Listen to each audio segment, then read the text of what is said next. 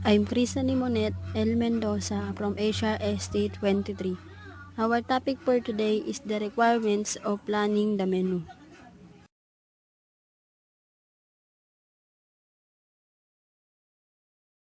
Introduction. One of the most significant objects of organization in food service industry is menu planning. Preparing of menu is an art in itself, and it requires meticulous selection of delicacies for varied courses.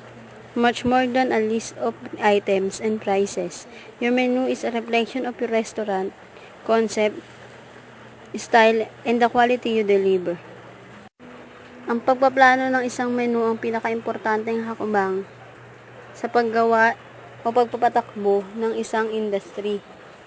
Ang pagpaplanong ito ang isa sa pinakamasusing paraan para sa pagpili ng masarap at papatok na menu sa mga customer na pupunta sa restaurant. Your menu is a reflection of your restaurant's concept, style, and the quality you deliver kasi nga yung design ng menu mo is nagre-reflect dun sa quality ng food na isi-serve mo kapag may umorder na sa'yo.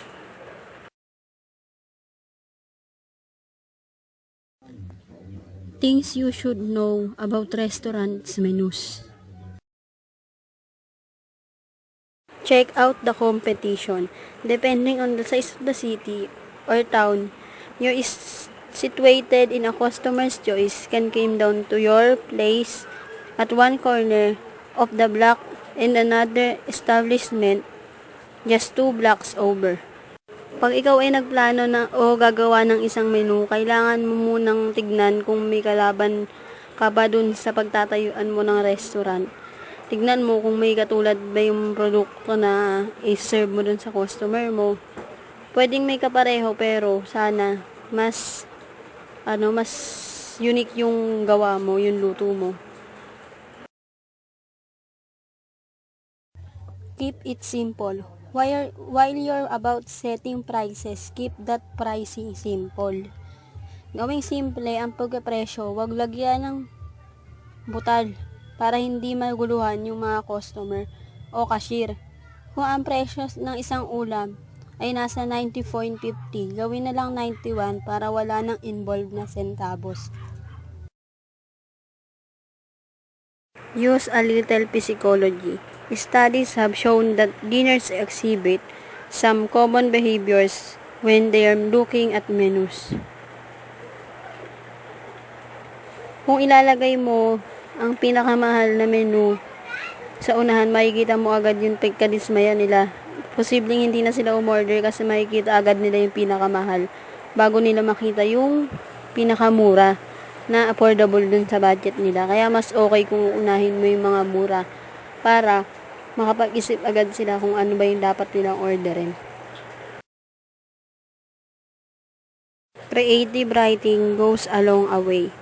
You resist the temptation to put it dead center of the appetizer page and list it just beneath the big ticket item you place there. Syempre sa menu, kailangan mayroon pang pagana, which is tinatawag na appetizer. Maaari mo itong ilagay dun sa tabi ng bawat menu na pwedeng maging kapares nung appetizer na yon para hindi mas maguluhan yung customer sa pagpili ng gusto nilang appetizer. Your restaurant menu should be versatile. You must manage your inventory if you offer a fresh lobster roll.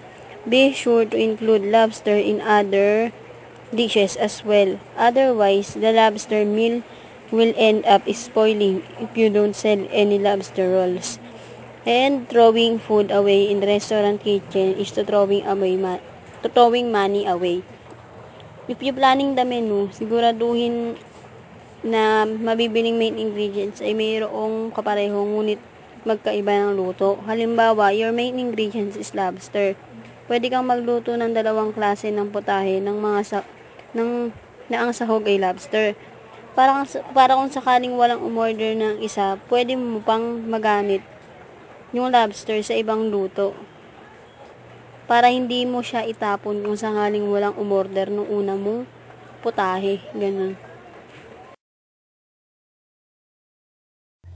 Keep it simple. While you're about setting prices, keep that pricing simple. Gawing simple ang pagkapresyo, wag lagyan ng butal para hindi maguluhan yung mga customer o cashier. Kung ang presyo ng isang ulam ay nasa 90.50, gawin na lang 91 para wala nang involved na centavos. Make sure you have the correct food cost. Each item on your restaurant menu should be priced to reflect its food cost, both to keep profits up and offer affordable prices to your customers. Know the actual amount it costs you to make each dish. Pricey ingredients like that lobster make a pricey menu. Magbigay ng abot kayang presyo sa mga customer at alaming mabuti ang halaga ng lahat ng gastos upang hindi malugi sa ibibigay na presyo. Know when to update your restaurant menu. No menu should be set in stone or laminated to exist into perpetuity ever. Keep your food costs in check by updating your menu at least once a year. You don't have to rewrite the whole menu at once. Mag-set ka nung date kung kailan kayo dapat mag-update ng menu dahil hindi naman naka-stock sa isang presyo yung mga ingredients na ginagamit sa pagluluto. Maraming customer din yung may gusto ng bagong lasa ng pagkain, hindi lang yung kung ano yung tininda mo nung una, yun lang yun, walang magbabago, walang idadagdag, ganun. Know when to update your restaurant menu. No menu should be set in stone or laminated to exist in perpetuity ever. Keep your food costs in check by updating your menu at least once a year. Pag mag-plano ka ng isang menu or magtatayo ka ng isang restaurant, dapat magsaset ka ng araw kung kailan ka mag-update. Pwede siyang once a year ganun para pwede mong baguhin yung style ng menu mo, yung style ng food na ipe-prepare mo para sa mga customer mo, ganun. Kasi, hindi naman tapos yung pricing nun, di ba? Minsan yung mga ingredients nagmamahal. Hindi naman pwedeng naka-stock lang yung price dun sa kung ano yung naplano nung una, di ba? Know when to offer special menus. Busy holidays like Mother's Day or Valentine's Day often merit a special fix menu to prevent the kitchen from being in the weeds the entire night. Laging mag-set up ng special offers kapag may okasyon like Mother's Day or Valentine's Day dahil isa ito sa nagpapagana sa mga customer na magpunta sa inyong restaurant. Always proof head. Have a second or third set of eyes check for typos before you print your menus including your nightly specials. Laging i-double check yung mga nagawang menu dahil kadalasan madami tayong typo, mahihirapan yung mga customer na basahin yung mga naka-list sa menu natin. Last but not least, stay within the law. Yes, there are laws for menus. In menu state, this truth in menu statutes want you to be very sure that what you say about an entry is indeed true. Siguraduhin masusunod ang mga presyong ilalagay sa menu upang maiwasan ang mga problema. Next, 5 tips for writing great menu descriptions. Keep it short. Sure, you will rave about each item on your menu, but descriptions should be concise. Short descriptions don't have to be boring. Paikliin lang ang bawat pangalan na ilalagay sa menu. Maikli pero naiintindihan. Ignite the senses. Use sensory words to describe your dishes. People are driven by their senses, and by using simple yet tantalizing items that speak to each of the 5 senses, you paint a clear picture of what dinners can expect from the dish. Di ba tayo parang marketing strategy? Kapag inaalok natin yung isang pagkain sa isang tao, lagi natin sinasabi na masarap to, malutong, ganon, masarap siyang kainin, para mag-engganyo yung customer mo na umorder ng pagkain na tinitinda mo. Next, know your audience. Knowing the characteristic of the demographics you're targeting makes it easier to home in on specific menu items that will appeal to those customers. Alamin mo kung sino yung mga pwedeng pumunta sa restaurant mo. Kung madalas ba itong mapuntahan ng isang pamilya, ng isang buong barkada, 'di ba? Para alam mo rin kung pwede kang mag-offer ng menu ng package na pang-isahan lang, ng pang-maramihan, ganun.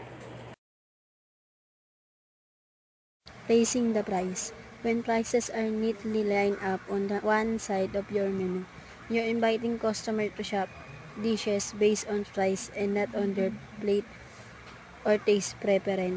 Kung mapapansin nyo, di ba, kapag umu-order tayo or kumakain tayo sa isang restaurant, yung menu price nila laging naka-indicate lang sa dulong bahagi katabi ng listahan ng pagkain. Kasi mas presentable yung tignan nakaayos, hindi magulo.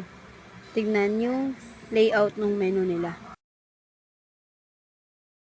Design wisely. Your menu is an extension of your restaurant's brand. And while just about every customer reads your menu, you typically have their attention for a grand total of 109 seconds. Organize your menu into two categories to make it easier for guests to skim and quickly find what they're looking for. Tulad nga nung sinabi ko kanina, yung ayos ng restaurant mo at ng menu mo is nakaayon dun sa expectation ng tao o ng customer, dun sa ayos tsaka lasa nung dish na ipe-prepare mo. Kailangan naka-organize yung bawat dish mo para madaling ma-recognize ng customer kung ano yung gusto nilang kainin. Let's proceed to the step of planning the menu. Knowing the guest. This is the first and foremost step for successfully planning a menu. It is imperative to compile the sales information, including the preference of the customers visiting the establishment, their age, how much money they spend, and what all things they order. Knowing the guest is also like knowing the audience. Alamin kung anong klaseng mga customer ang mga posibleng magpunta sa restaurant at kung gaano kalaki yung budget na kaya nila para sa pag-order ng pagkain. Diagnosis. The subsequent step is to properly analyze the menu items which are top performers, which are in middle of the pack, and those which are not having good sales. Dito naman, kailangan mong pag-aralan ng mabuti yung nagawa mong menu mula sa pinakamabentang menu at hindi mabenta upang ma-manage yung pagbili ng mga ingredients kung gaano kadami o kung gaano kakonti. Own operation. The restaurant must have proper understanding of its theme or cuisine in which it is specializing or wants to specialize dishes. Sa paggawa ng menu, kailangang isipin natin kung gaano ba katagal i-prepare yung pagkain at i-make sure na kumpleto yung mga gamit na gagamitin sa kusina para magawa agad ng mabilis at maayos yung nakatalang menu. And in this stage, the contents of the menu can be planned, covering the menu section or categories, the pricing structures, and menu item in each category. Ang mga laman ng menu ay maaaring planuhin maigi. Isiping maigi kung ano ba yung mga madadaling lutuin at kung nakaayon ba ang mga menu sa mga uri ng customer na maaaring pumunta sa kanilang restaurant. Design. Subsequent to the finalization of the copy, the next step is to design the menu layout in which the menu will be printed. Tulad nga nung sinasabi ko kanina, yung design na yon kailangan planuin maigi kasi doon nakabasa yung preparation, yung expectation ng mga customer dun sa i-serve na pagkain kung gaano ba kaayos o kasarap. Let's proceed to the advantage of planning the menu. The way to a healthier diet. Whether you are single, a couple, or a family, planning is a great time for making culinary discoveries. Pag nagpaplano ka ng menu, syempre, lagi mong iisipin kung anong pagkain ba yung maganda sa kalusugan ng mga customer na pwedeng pumunta dun sa restaurant mo. Para mababalance mo yung unhealthy foods tsaka yung unhealthy foods. Kasi tsaka pagka ikaw yung nagmamanage ng restaurant or pag ikaw yung nagpaplano ng menu, mas lumalawak yung kaalaman mo sa culinary, mas na-explore mo yung business mo, ganun. Next, culinary discoveries. Planning your meals beforehand will ensure a more balanced menu. Yun nga yung sinabi ko, pag ikaw yung nagpaplano ng menu, mas na-explore yung utak mo pagdating sa culinary, pagdating sa pag-business ng isang restaurant. Ganon. Marami kang malalaman about planning the menu, kung paano mas dadagsain yung restaurant na itatayo mo ng mga tao. Less stress. Planning has the distinct advantage of simplifying life and decreasing stress levels on weeknights. Yun nga, pagka nag-business ka kasi ng restaurant, hindi mo naiisipin yung mga lulutuin mo. Kung ano ba yung dapat na ingredients. Kasi bago ka palang mamili, nililista mo na agad yung mga pamimilhin mo. Hindi mo naiisipin kung ano ba yung ingredients na kailangan sa isang menu kasi nakahanda na, pati yung mga equipments na gagamitin sa pagluluto na handa mo na kasi nga na plano na. Optimizing purchases and saving money. In 2011, the average food wastage per Canadian household amounted to $1,120. Food planning will enable you to manage your purchase better, say goodbye to food wastage, and pouring money down the drain. Pag nakaplano na kasi yung isang menu, may iwasan mong bumili ng sobra-sobrang ingredients. Kasi nga syempre, tansyado mo na nga kasi nakalista na, may menu na. Ililista mo na lang yung mga pinamili mo, makakasave ka ng pera dahil di ka madodoble ng bili. Di tulad pag di nakaplano ng pag-grocery, diba? Hihinto ka pa, mag-iisip ka pa ng mga kung ano-anong mong kailangang ingredients, tsaka pwede mong mabili yung mga ingredients na nabili mo na. Saving time. Planning is the ultimate strategy for saving time. Why not make it your ally? How many times a week should we stop by at the supermarket to buy food that will complement our choice recipe? Minimizing the constant visits back and forth to the supermarket will help you maximize your time. The 30 minutes of weekly planning is defined time well spent. Gaya nga ng sinabi ko, mas makakatipid ka sa oras sa planado na yung menu. Dahil sa bahay pa lang, alam mo na at naililista mo na yung mga dapat bilhin. Di tulad ng di pa nakaplano, hinto ka pa dun sa mga sa mga grocery para maisip ng mga dapat mong bilhin para sa iluluto mong menu. And last, the disadvantage of planning the menu. Rigidity. Planning has tendency to make administration inflexible. Planning implies prior determination of policies, procedures, and programs and a strict adherence to them in all circumstances. Maaaring kung ano yung plinano nung una ay hindi magbabago hanggang sa tumagal at magsawa na lang yung mga tao. Maaari ding maging dahilan yung planong yun para mahirapan yung mga gumagawa sa isang kitchen dahil madami silang kailangang sunding procedure o plano. Dahil sa pagpaplano, hindi masyadong may explore yung mga trabahador dahil nakapokus lang sila sa kung ano yung plinano nung una pa lang.